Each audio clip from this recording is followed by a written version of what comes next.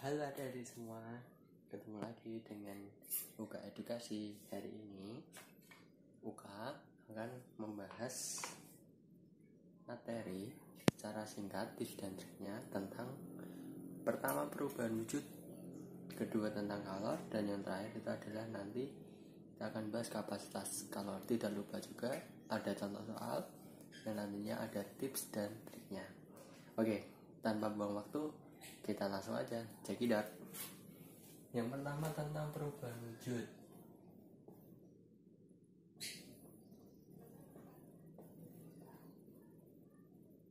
Nah, dalam perubahan wujud ini dipengaruhi ada 3 jenis zat. Yang pertama zat gas, yang kedua zat padat, dan yang ketiga itu adalah zat cair. Di sini ada ciri-cirinya, akan tapi di next pertama saya akan bahas tentang ciri-ciri zat padat, cair, dan gas. Tapi ini kita harus memahami perubahan wujud terlebih dahulu. Oke, untuk yang pertama, padat ke cair dinamakan adalah mencair. Dari padat ke cair dinamakan namanya mencair. Terus yang kedua, cair ke gas namanya adalah menguap. Sedangkan gas ke padat namanya adalah mengkristal. Sini, ini yang pertama. Terus yang kedua, ini yang warna merah. Dari cair ke padat namanya adalah membeku. Sedangkan dari padat ke gas namanya adalah menyublim. Sedangkan gas ke cair namanya adalah mengembun. Ya, di sini. Nah, ada catatan secara singkat. Perubahan wujud yang memerlukan kalor dan yang melepas kalor. Yang pertama, yang memerlukan kalor, saya buat nomor aja ya. Di sini nomor 1, 2, 3. Sedangkan yang di bawah ini 4, 5, 6. Untuk yang memerlukan kalor berarti perlu panas, itu nomor 1, 2, 3. Sedangkan untuk yang melepas kalor atau posisinya dingin, ya, di sini berarti nomor berapa? 4, 5, 6. Nah, sehingga di sini ada 6 perubahan wujud yang kalian bisa ketahui. Paham kan? Jadi ini tinggal catatannya. Oh, yang perlu panas berarti nomor berapa? Oh, nomor 1 mencair, menguap, mengkristal. Yang melepas kalor nomor berapa?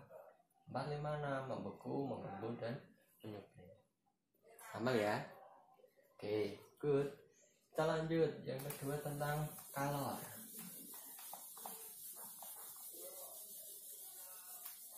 Kalor di sini kita akan membahas cara matematisnya dan beberapa contoh soal dalam bentuk grafik. Ini yang dasar dulu. Untuk kalor pertama dirumuskan dengan G sama dengan M kali C kali delta T, atau bisa disebut dengan singkatan G Major. Sini ya, dengan sebutan G Major.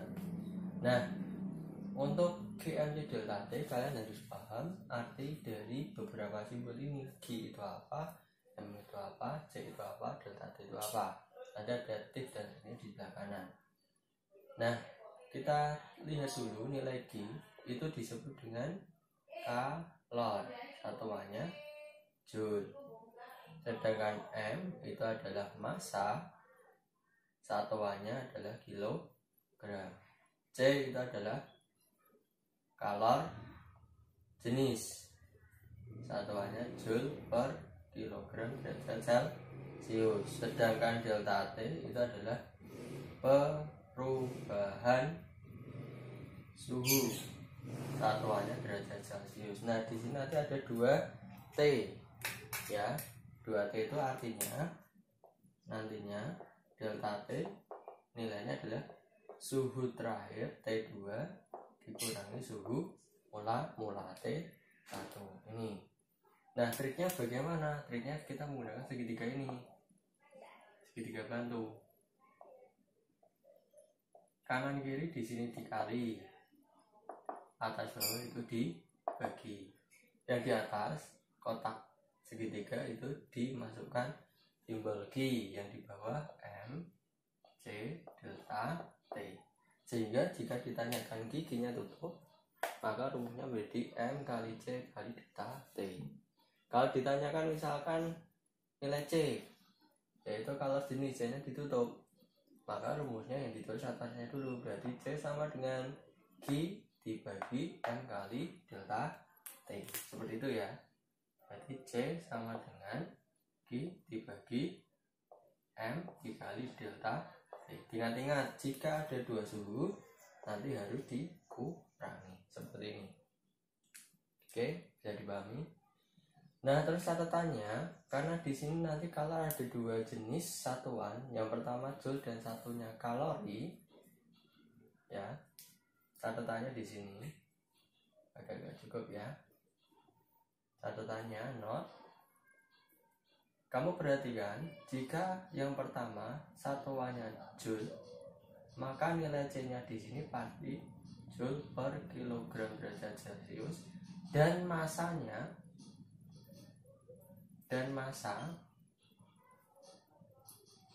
ingat-ingat, dan masanya harus ke kilogram. Kamu bisa perhatikan ini aja.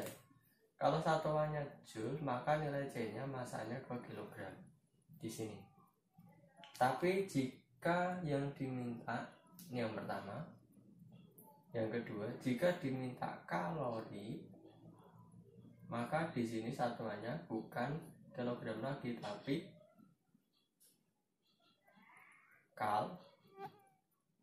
kalori per gram derajat Celcius, sehingga di sini masanya menjadi gram. Saya ulang, jika misalkan dimintanya joule satuan dari kalor, maka masanya dalam bentuk kilo. Sedangkan kalau misalkan yang diminta kalori, maka di sini ya satuannya dalam bentuk gram. Seperti itu. Ya, ini triknya. Lebih jelasnya kita langsung ke contoh soal yang pertama. Saya buat sendiri ya. Jadi langsung diketahui, ditanyakan, jawab dari triknya. Misalkan contoh seperti ini. Diketahui massa air 1000 gram. Jika kalor jenis tadi, kalau jenis simbolnya C, misalkan saya buat 50 joule per kilogram derajat Celcius, suhu mula-mula air itu misalkan 10 derajat Celcius, setelah dipanaskan itu menjadi berarti T2 nya 20 derajat Celcius. Yang diminta berapa kalori yang diperlukan untuk memanaskan air, berarti ini lagi ada kata kunci. Oh, massa M berarti simbolnya, kalau jenis berarti C simbolnya, suhu awal berarti T1, suhu akhir T2. Kita jawab aja, karena di sini ada 2T, maka di sini otomatis delta T. Tadi delta T itu T2 kurangi T1, akhir kurangi awal. Berarti 20 kurangi 10, nilainya adalah 10 derajat Celcius. Nah, ini nanti yang dimasukkan. Nah, kita lihat rumus Q di sini berarti tutup. Berarti Q sama dengan M C delta T. Berarti masanya diingat, C-nya sebagai patokan tadi seperti catatan ini. Oh, di sini joule kilogram, maka masanya ini dalam bentuk Oke, betul, yaitu kilogram.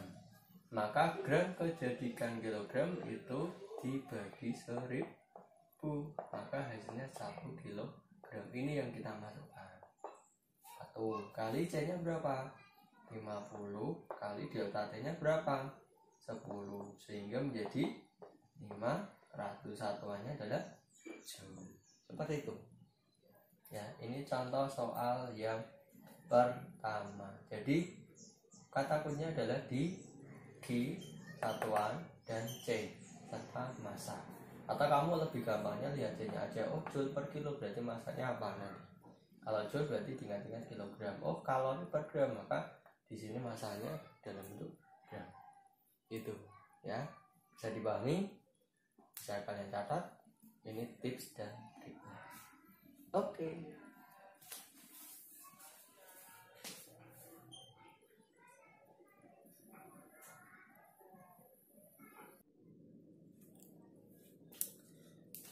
Oke, kita lanjut yang kedua.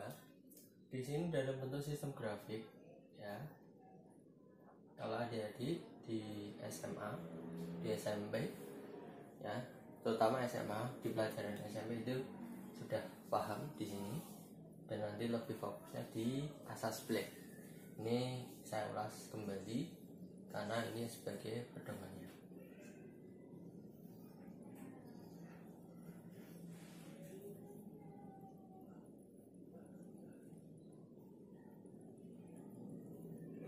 Oke, di sini ada A, B, C, D, E. Di sini di bawah 0 derajat, maka di sini nanti ada suhu yang nilainya minus. Saya anggap nilai delta T1. Maka dari A sampai B posisinya masih dalam bentuk S. Ya, ingat-ingat kalau di bawah 0 derajat maka nilainya dalam bentuk S. Sedangkan B sampai C posisinya 0 derajat, maka ini posisinya adalah lebur. Sedangkan T sampai D di sini sudah di atas 0 derajat, berarti positif, kita anggap nilai delta T 2. Maka posisinya ini dalam bentuk air atau mencair. Sedangkan D sampai E, ya, D sampai E sudah posisi puncak, maka ini posisinya adalah menguap atau kita anggap uap. Nah, A sampai B kita simbolkan Q1, B sampai C ini Q2, C sampai D ini Q3, D sampai ini Q4.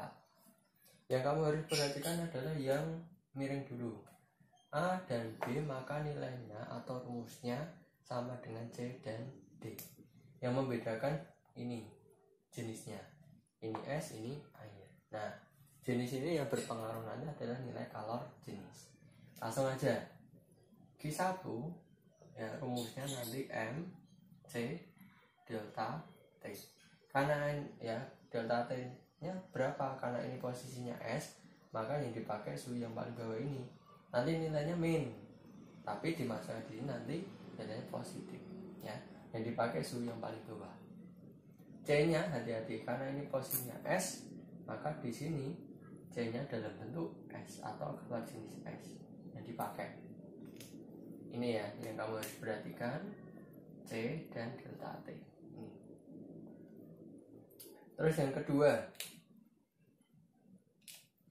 yang kedua itu berarti yang Q3, nah posisinya masih miring, berarti M C juga kali delta T. Ya, C sampai D posisinya puncaknya suhunya adalah delta T2. Kalau misalkan di sini ada suhu lagi, ini ada suhu, maka kamu urutkan yang di puncaknya saja, yang di bawah tidak bisa dipakai. Itu. Nah, C-nya yang dipakai adalah C air. Ya, C air. Ya.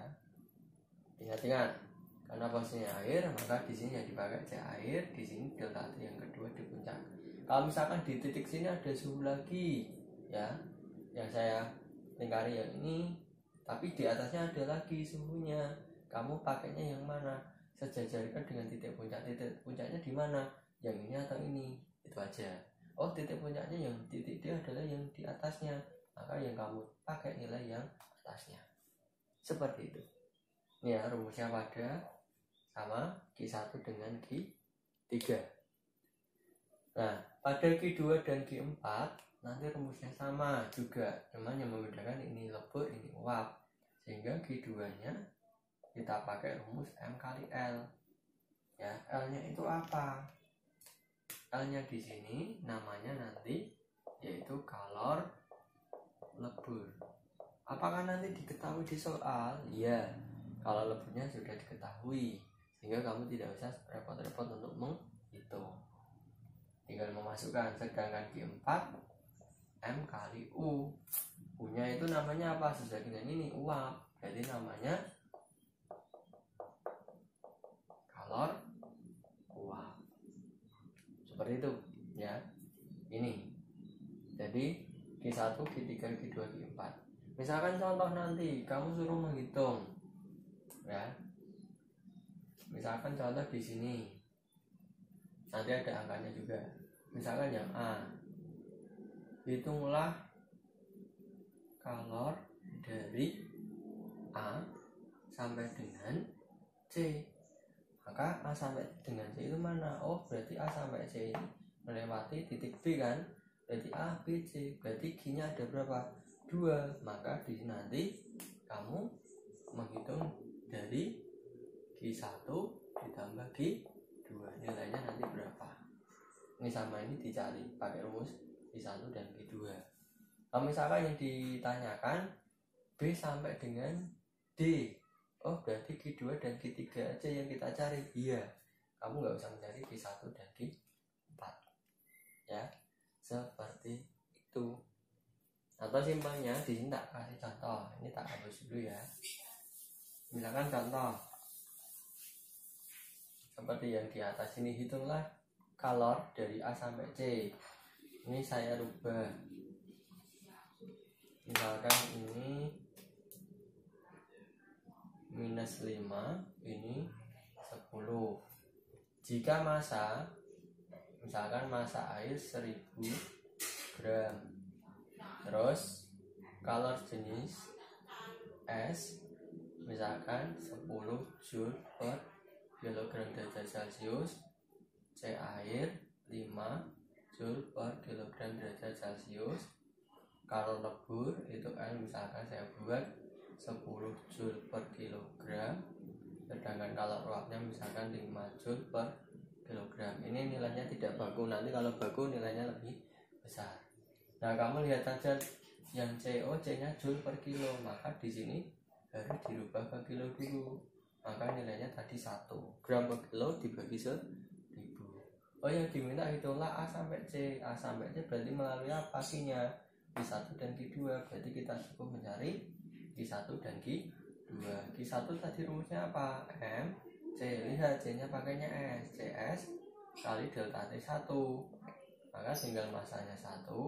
CS nya dipakai 10, ingat karena ini posisinya S, dikali delta T nya -5, ini ditulis positif saja, langsung 5, tinggal dikalikan nilainya berapa? 50 joule. Sedangkan Q2 karena posisinya lebur, tadi rumusnya apa? M kali L. Jadi masanya sama, 1 kilo, L nya berapa? Lihat kalau leburnya 10, maka nilainya 10 joule, tinggal dijumlah. Oh, berarti 50 tambah 10 berapa? 60 joule. Sehingga nilai Q-nya nanti dari A sampai C nilainya 60 joule. Ya, itu aja. Mudah kan? Mudah banget. Oke, bisa dipelajari contoh soal ini yang simpel sederhana. Next, nanti kita masuk ke kapasitas kalor. Bisa disimak dan ditulis sebagai contoh. Enjoy!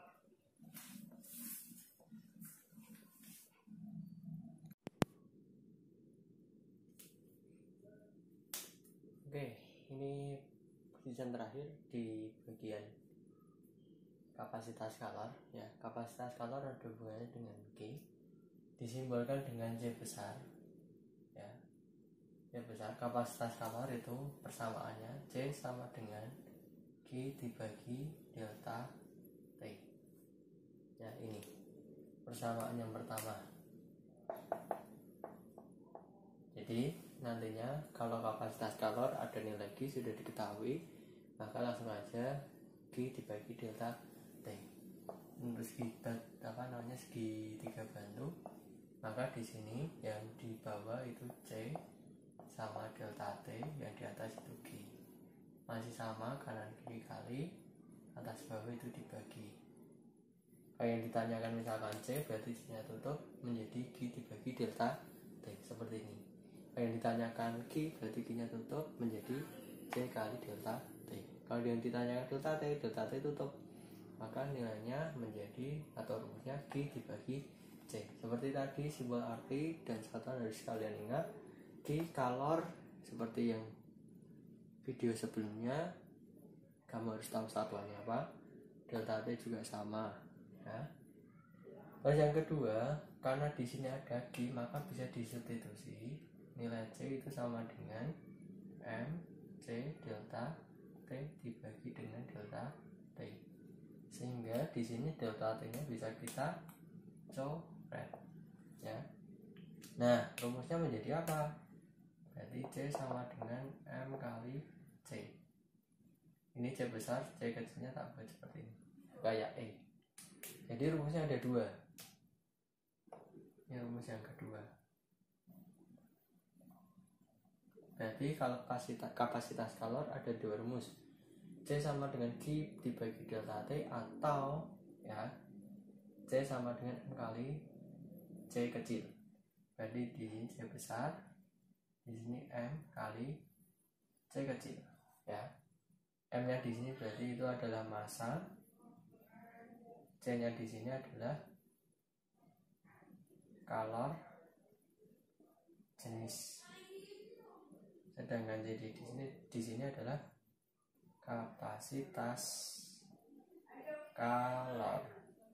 Q-nya di sini adalah kalor, di sini adalah suhu atau perubahannya. Gitu. Masih sama, kanan kiri berarti ini dikali, atas bawah berarti di sini dibagi. Contohnya sama, misalkan ditanyakan M nya ditutup, rumusnya menjadi C besar dibagi C kecil, kapasitas dibagi kalor jenis. Misalkan ini yang ditanyakan delta T tutup, maka rumusnya menjadi apa? Q dibagi dengan C, kapasitas kalor, seperti itu ya. Untuk angka-angkanya mudah, yang penting ini kalian harus paham ada dua rumus di kapasitas kalor untuk kalian paham. Jadi ada dua rumus, ada Q per delta T atau M kali C kalor jenis. Itu saja dari saya. Untuk next contoh soalnya kita akan sampaikan dengan materi yang berkelanjutan. Semoga bermanfaat. Jangan lupa like and subscribe-nya supaya saya bisa menyampaikan materi-materi IPA khususnya di fisika, baik di SMP, SMA ataupun SMK. Terima kasih untuk kalian semua yang sudah menonton, dan semoga bermanfaat untuk kalian semua dimanapun berada. Terima kasih. Salam cerdas. Enjoy.